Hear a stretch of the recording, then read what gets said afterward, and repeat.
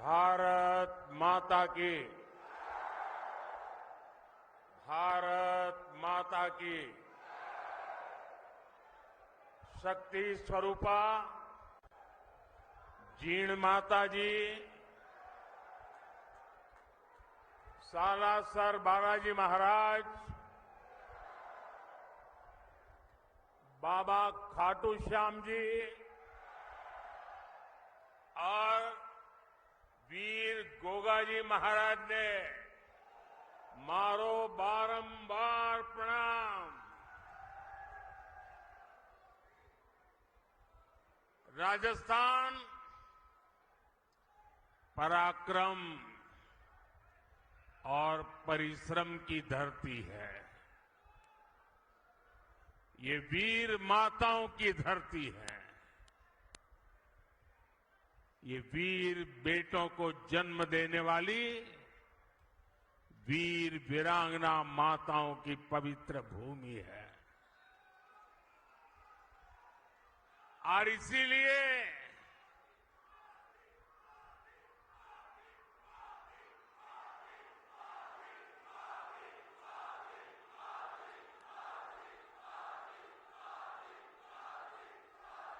इसीलिए राजस्थान जो ठान लेता है वो पत्थर की लकीर बन जाता है। और यही जज्बा मेरे सामने देख रहा।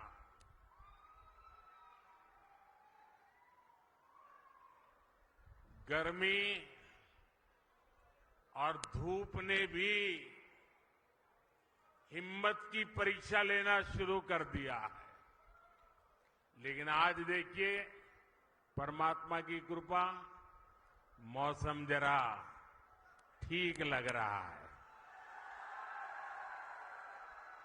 और जब कुदरत साथ देती है ना, तो इशारा भी करती है कि हवा का रुख किस तरफ है।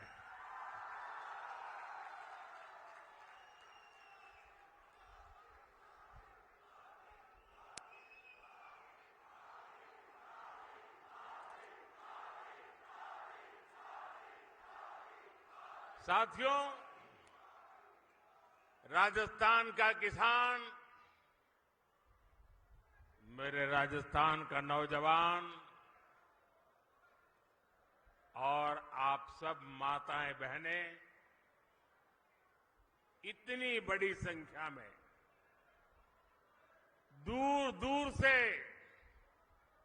हमें अपना आशीर्वाद देने आए हैं। और पूरा राजस्थान कह रहा है, फिर एक बार, फिर एक बार, फिर एक बार। और आज चूरू ने ये बता दिया है कि 4 जून, 4 जून, 4 जून। और जब मैं चूरू आया हूं तो दिल्ली से नरेंद्र देवेंद्र के लिए आशीर्वाद मांगने आया है। और जब नरेंद्र देवेंद्र के लिए आशीर्वाद मांगता है तो आप लोग छप्पर फाड़ करके दे देते हैं।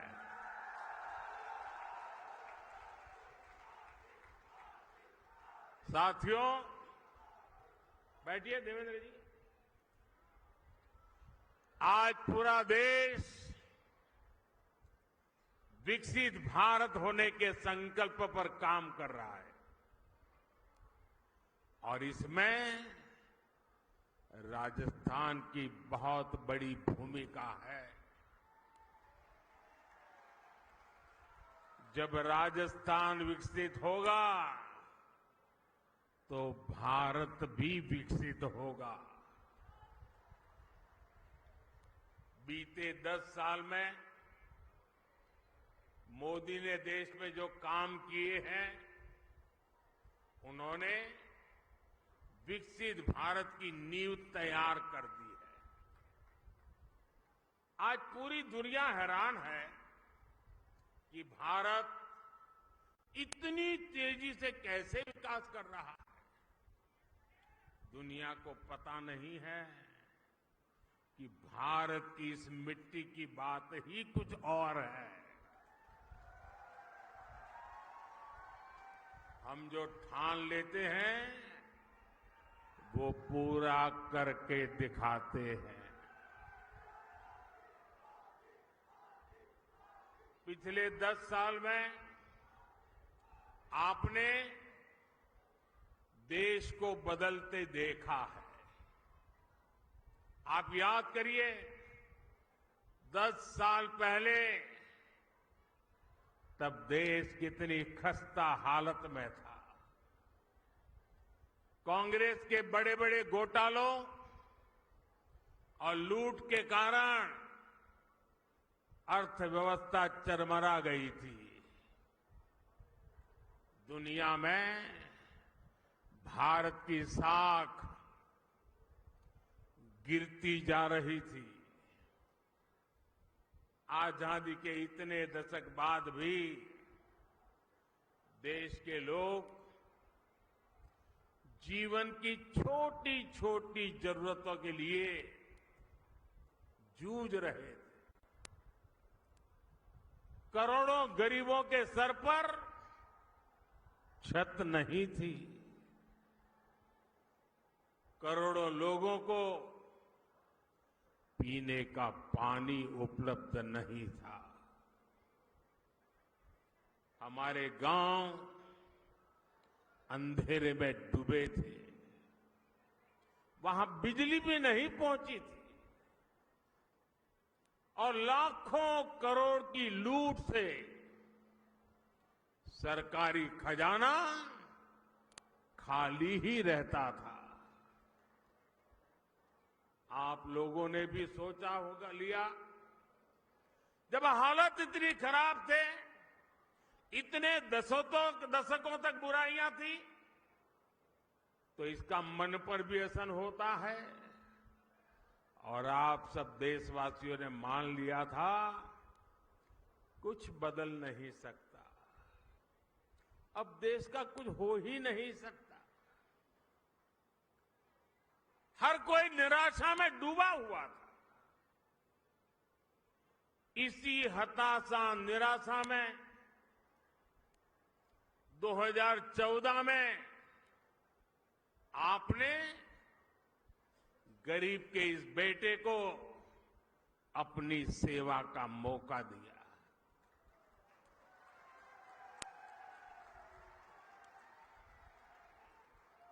हताशा निराशा ये मोदी के पास भी नहीं फटक सकती। और मैंने तय किया कि हालात बदलने ही होंगे। और मेरे लिए तो मेरा भारत मेरा परिवार है।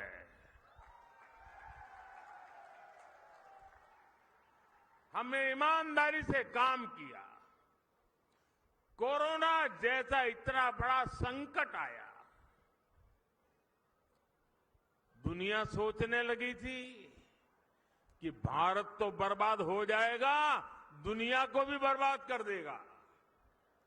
लेकिन इसी संकट में हम भारतीयों ने अपने देश को दुनिया की 5वीं सबसे बड़ी अर्थव्यवस्था बना दिया।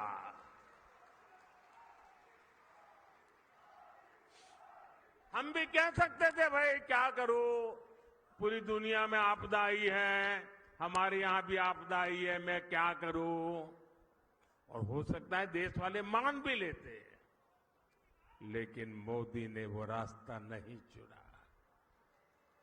चुनौतियों को चुनौती देना, यही तो हमारी मिट्टी की ताकत होती है।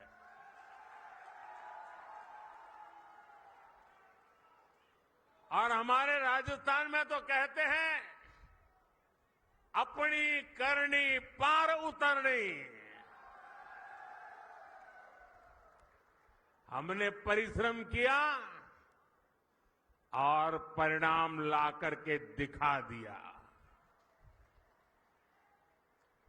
10 वर्षों में हमने करोड़ों गरीबों को प्रधानमंत्री आवास योजना के तहत पक्के आवास दिए, पक्के घर दिए, जिनकी 3-3, 4-4 पीढ़ी झुग्गी झोपड़ी में जिंदगी गुजारती थी, जो फुटपाथ पर जीने के लिए मजबूर थे, ऐसे करोड़ों लोगों को पक्के घर दिए। और मुझे खुशी इस बात की है कि हमने जो पक्के घर दिए ना, उसमें अधिकतर पक्के घर मेरी माताओं, बहनों, बेटियों के नाम पर है। वरना हम तो जानते हैं हमारी समाज रचना ऐसी रही है कि घर होगा तो पुरुष के नाम पर, गाड़ी होगी पुरुष के नाम पर, खेत होगा पुरुष के नाम पर, दुकान होगी पुरुष के नाम पर, सब कुछ पुरुष के नाम पर। मोदी ने तय कर लिया कि सरकार जो घर देगी वो मेरी महिलाओं के नाम पर होगा। आप याद करिए, पहले जब घर बनाने के नाम पर योजनाएं आती थी तब क्या होता था? गरीब को पता भी नहीं चलता था। उसके नाम का पैसा सरकार में बैठे लोग और उनकी पार्टी के लोग खा जाते थे। लेकिन अब पैसा सीधे गरीब के खाते में जा रहा है। अब गरीब को पक्का घर भी मिल रहा है, घर में जरूरत की सुविधाएं भी मिल रही है। साथियों, आज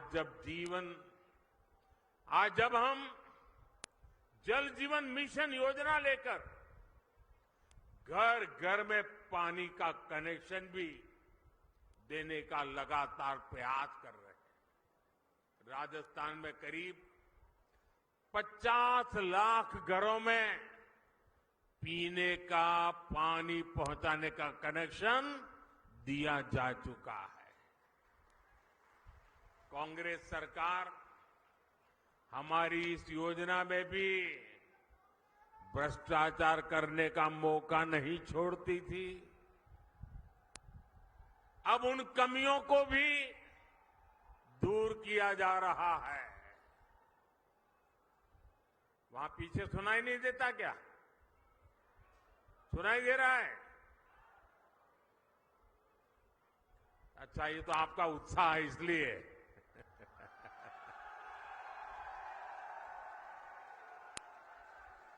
देखिए, राजस्थान के 4.5 करोड़ जरूरतमंदों को हर महीने मुफ्त राशन भी दिया जा रहा है। यानी जीवन के हर पड़ाव पर भाजपा सरकार गरीब के साथ खड़ी है। जो काम इतने दशक में नहीं हुए, वो हमने 10 साल में करके दिखाए। और इसलिए मैं कहता हूं, जब नीयत सही तो नतीजे सही। और साथियों, 10 साल में जो हुआ, लोग तो कहते हैं बहुत कुछ हुआ, पहले की सरकारों की तुलना में बहुत कुछ हुआ। आप भी कहते हैं, अरे मोदी जी तो रात दिन दौड़ते हैं, काम करते ही रहते हैं, सोते हैं कि नहीं सोते हैं, आप लोग बताते हैं, मुझे पता है। लेकिन काम कितना भी क्यों न हुआ हो, औरों की तुलना में अनेक गुना हुआ हो, लेकिन मोदी के मन की बात में आज चुरू में बता देता हूं। बता दूं? देखिए, जो अब तक हुआ है ना,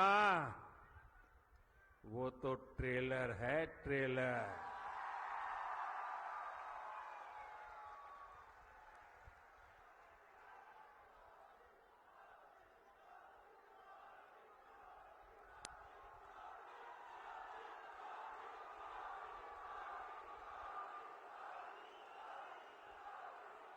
आप आजकल बड़ी बड़ी होटल में खाना खाने जाते हैं ना, तो पहले एपेटाइजर लेकर के आते हैं।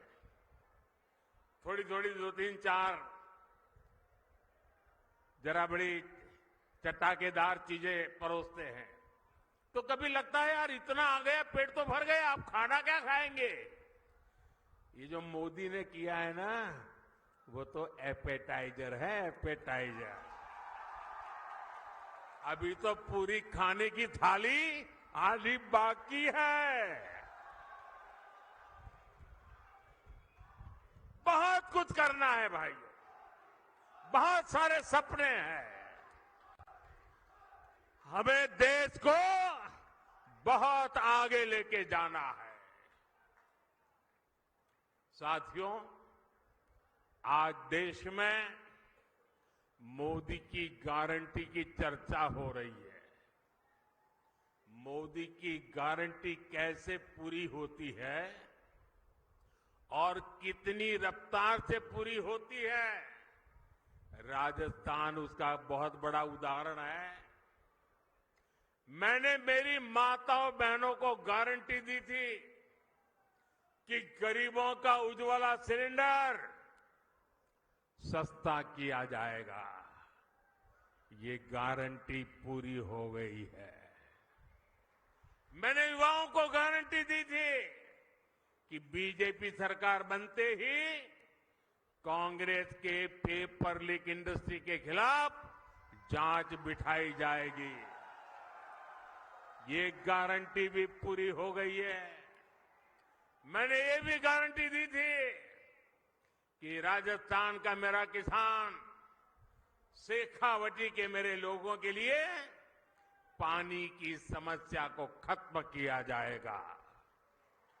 जिस ईआरसीपी प्रोजेक्ट को कांग्रेस ने लटका कर रखा था, हमने उसे न केवल स्वीकृत किया बल्कि तेजी से काम भी जारी है।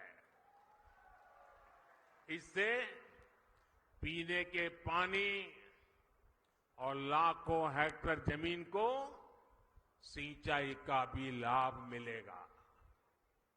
हमने हरियाणा से समझौता करके शेखावटी में पानी लाने का रास्ता भी साफ कर दिया है।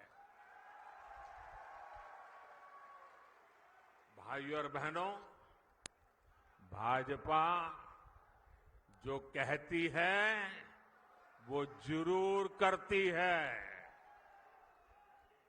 दूसरी पार्टियों की तरह भाजपा केवल घोषणा पत्र नहीं जारी करती, हम तो संकल्प पत्र लेकर के आते हैं।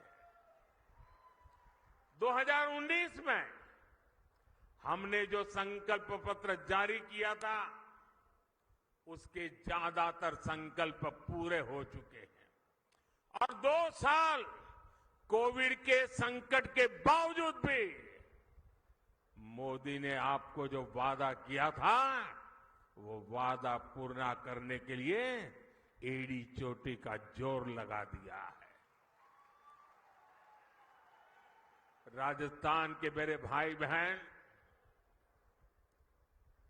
जम्मू कश्मीर की धरती पर जो मेरे वीर जवान शहीद हुए ना, उसमें मेरे इस शेखावटी के जवान भी शहादत मोली थी। उस जम्मू कश्मीर जहां पर मेरे राजस्थान के वीरों का रक्त आज उस जम्मू कश्मीर से आर्टिकल 370 खत्म हो गया।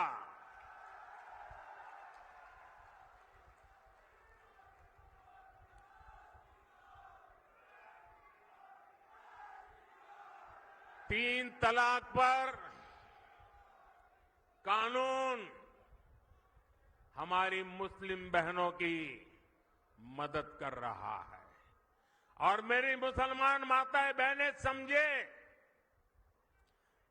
ये तीन तलाक आपके जीवन पर तो खतरा था ही था।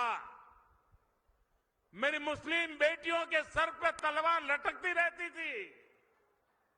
मोदी ने आपकी रक्षा तो की है, लेकिन मोदी ने हर मुस्लिम परिवार की भी रक्षा की है, क्योंकि मुस्लिम परिवार का वो पिता, वो कभी सोचता था कि बेटी की शादी करके भेजा तो है,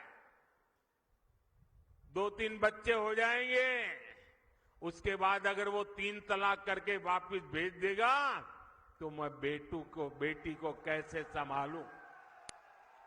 भाई को लगता था अगर 3 तलाक के कारण मेरी बहन घर वापस आ गई तो मेरा परिवार कैसे चलेगा। हर मां को लगता था कि इतने उत्साह और उमंग के साथ बेटी को शादी करके भेजा है, लेकिन 3 तलाक कह करके अगर बेटी को लौटा दिया तो मेरी बेटी की जिंदगी का क्या होगा। यानी पूरा परिवार 3 तलाक के नाम पर लटकती तलवार के नीचे मुसीबत में जिंदगी गुजारता था। मोदी ने सिर्फ मुस्लिम बहनों को नहीं, सभी मुस्लिम परिवारों की जिंदगी को बचाया है।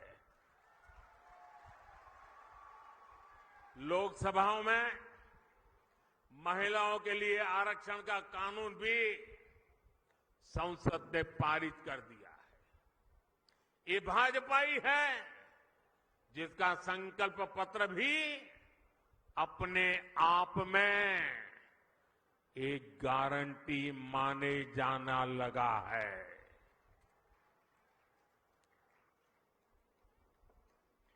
साथियों, आज जब मैं चुरू आया हूं तो कुछ पुरानी यादें भी ताजा हो रही है।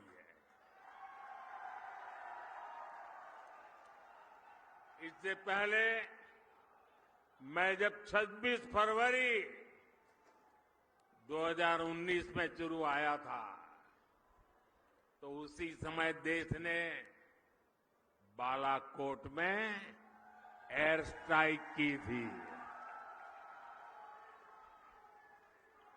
हमने आतंकियों को सबक सिखाया था और तब मैंने जो शब्द कहे थे, चूरू की धरती पर जिन शब्दों को मैंने दोहराया था,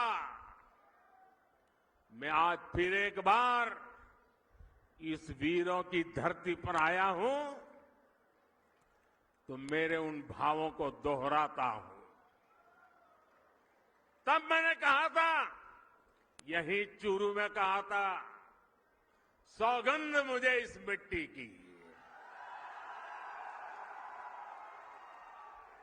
सौगंध मुझे इस मिट्टी की,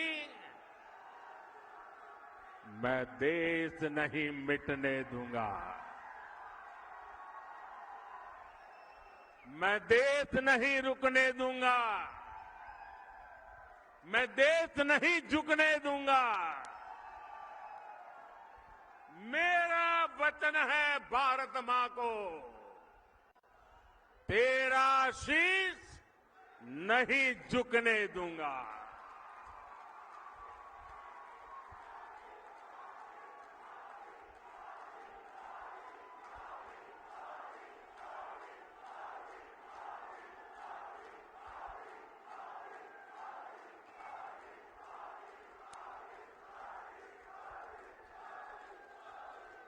लेकिन साथियों, आपको याद होगा हमारी सेना ने जब सर्जिकल स्ट्राइक और एयर स्ट्राइक की, तब कांग्रेस और उसके साथी क्या भाषा बोल रहे थे। इसी गठबंधन गठबंधन के लोग हमारी सेना से शौर्य के सबूत मांग रहे थे। भाइयों और बहनों, सेनाओं का अपमान, देश का विभाजन, ये कांग्रेस पार्टी की पहचान है। जब तक इंडी अलायंस के लोग सत्ता में रहे, इन्होंने हमारे जवानों के हाथ बांध कर रखे। दुश्मन हमला करके चला जाता था, ये जवानों को जवाब देने की इजाजत नहीं देते थे। हमारे जवान वन रैंक वन पेंशन की मांग करते थे, कांग्रेस ने इसे भी पूरा नहीं होने दिया। हमारी सरकार बनी तो हमने सैनिकों को वन रैंक वन पेंशन का अधिकार भी दिया और सीमा पर पलटवार करने की छूट भी, खुली छूट दे दी। आज दुश्मन को भी पता है ये मोदी है, ये नया भारत है। ये नया भारत घर में घुसकर मारता है।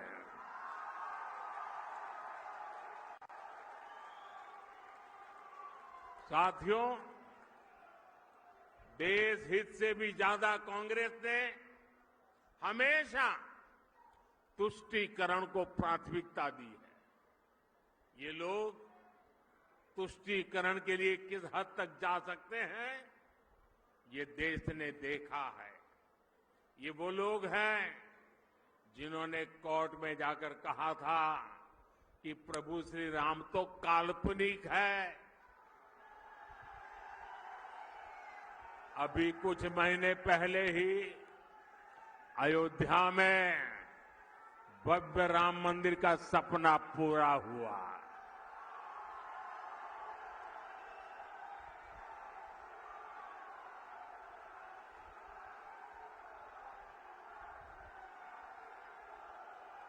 पूरा देश प्राण प्रतिष्ठा का उत्सव मना रहा था,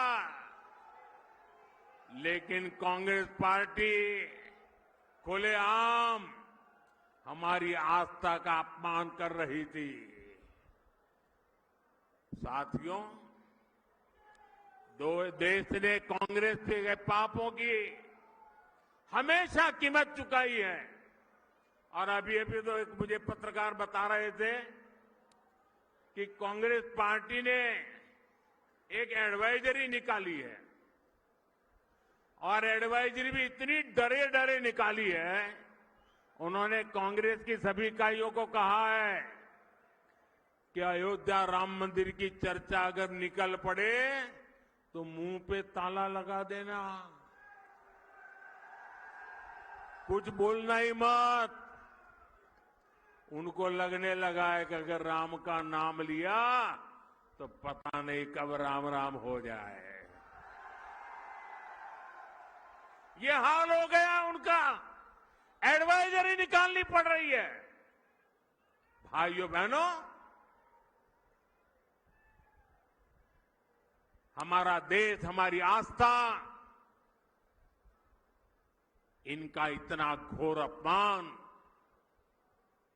ये देश सह नहीं सकता है। लेकिन भाइयों बहनों, अब जब इन परिवारवादी भ्रष्टाचारियों की लूट का हिसाब हो रहा है तो ये सब एक हो गए हैं। मैं कहता हूं भ्रष्टाचार हटाओ, तो वो कहते हैं भ्रष्टाचारी बचाओ। अब मुझे बताइए, भ्रष्टाचार हटना चाहिए कि नहीं हटना चाहिए? देश को भ्रष्टाचार से मुक्त करना चाहिए कि नहीं करना चाहिए? भ्रष्टाचार ने देश को बर्बाद किया है कि नहीं किया है? भ्रष्टाचार ने नौजवानों के सपनों को चूर चूर किया है कि नहीं किया है? क्या अगर मैं भ्रष्टाचार के खिलाफ लड़ाई लड़ता हूं कि सही है कि गलत है? सही है कि गलत है? मैं भ्रष्टाचार के खिलाफ लड़ाई जारी रखूं, आपका आशीर्वाद है। पूरी ताकत से आशीर्वाद मिलेंगे। आपने देखा होगा इस समय घमंडिया गठबंधन के लोग चुनाव की रैलियां नहीं कर रहे हैं, भ्रष्टाचारियों को बचाने की रैली कर रहे हैं। आप मुझे बताइए, कांग्रेस के सांसद के ठिकाने पर छापा पड़ा और वहां से अलमारी में, बक्सों में बंद किए हुए 300 करोड़ रुपए से ज्यादा मिले और टीवी पर देश ने देखा। और केवल कांग्रेस के एक सांसद के पास से एक जगह पर से 300 करोड़ का खजाना मिला है। और क्या क्या होगा वो तो अभी खोजना है। 10 साल में अकेले ईडी ने भ्रष्टाचारियों से 1 लाख करोड़ रुपए से ज्यादा की संपत्ति जब्त की है। और मैं आपसे पूछता हूं, ऐसे लोगों पर कार्रवाई होनी चाहिए कि नहीं होनी चाहिए? ऐसे लोगों ने जिंदगी जेल में बितानी चाहिए कि नहीं बितानी चाहिए? मैं इन भ्रष्टाचारी परिवारवादियों से कहना चाहता हूं, कितने भी झूठ फैला लो, ये मोदी डरने वाला नहीं है। साथियों, कांग्रेस और इंडी गठबंधन का सिर्फ अपना हित, यही उनका कार्यक्रम है। इन्हें गरीब, दलित, शोषित, वंचित के कल्याण से, उनके सम्मान से कोई मतलब नहीं है। ये वही लोग हैं जिन्होंने कभी बाबा साहब आम्बेडकर का सम्मान नहीं किया। इसी कांग्रेस ने बाबा साहब को दशकों तक भारत रत्न नहीं मिलने दिया। इन लोगों ने देश में आपातकाल लगाया, संविधान को बंधक बनाया। इस इंडियन अलायंस के लोगों ने कभी पिछड़ा वर्ग आयोग को संवैधानिक दर्जा नहीं दिया। दशकों पुरानी ये मांग मोदी ने पूरी की। भाजपा ने देश को दलित राष्ट्रपति दिए, देश की पहली आदिवासी महिला राष्ट्रपति दी। लेकिन इन्हें चुनाव हरवाने के लिए इंडी गठबंधन वालों ने पूरी ताकत लगा दी। अब 19 अप्रैल को शोषितों, वंचितों के ऐसे विरोधियों के साथ क्या करना है आपको पता है ना?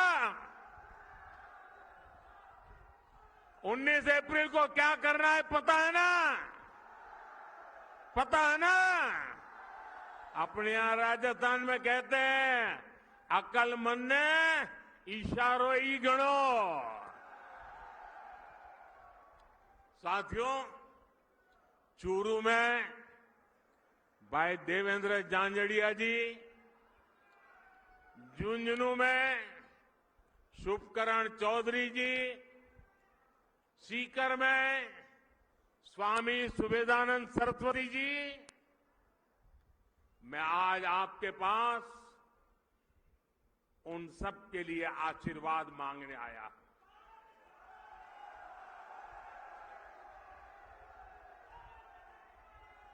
और आप में से बहुत कम लोगों को पता होगा, मैं आज बता देना चाहता हूं,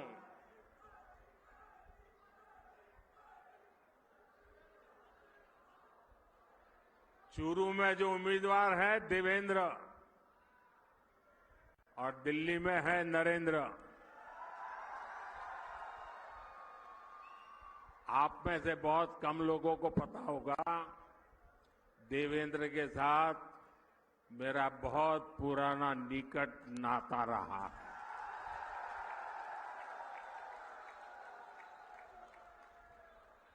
और जब मैं देवेंद्र को पहली बार मिला, जब मैंने उसकी मां की बातें सुनी, मेरे मन को छू गया कि मेरे देश की आन बान के शान के लिए शेखावटी की गरीब मां, अनपढ़ मां, अपना बेटा जिसका शरीर मुसीबतों से गुजारा करने वाला शरीर है, लेकिन उसको भी दुनिया में देश का नाम रोशन करने के लिए मां प्रेरित करती है। और देवेंद्र भी गरीबी की परवाह किए बिना जी जान से जुट करके भारत का सम्मान बढ़ाया है। देवेंद्र को टिकट देने के पीछे मोदी का मकसद यही था कि जो गरीब मां का बेटा होता है उसके सपने भी पूरे होने चाहिए। मोदी का देवेंद्र को टिकट देने का मकसद यही था कि मेरे देश के जो खिलाड़ी हैं, पूरे हिंदुस्तान के खेल जगत के बेटे बेटियां हैं, उनको प्रोत्साहन मिले कि आपका खेल का कार्यकाल ये देश कभी भूलने वाला नहीं है और उसका सिंबल ये हमारा देवेंद्र है। और इसलिए मैं चूरू वासियों से विशेष रूप से ऐसा गरीबी से ही लड़ा, ऐसा नहीं, दुनिया में जाकर के देश का डंका बजाया, ऐसे मेरे साथी को, चाहे वो चूरू हो, झुंझुनू हो या सीकर हो, आप भारतीय जनता पार्टी को भरपूर आशीर्वाद दीजिए। और मैं आपको विश्वास दिलाता हूं, आपके सपनों को पूरा करने के लिए मैं एड़ी चोटी का जोर लगा दूंगा जी।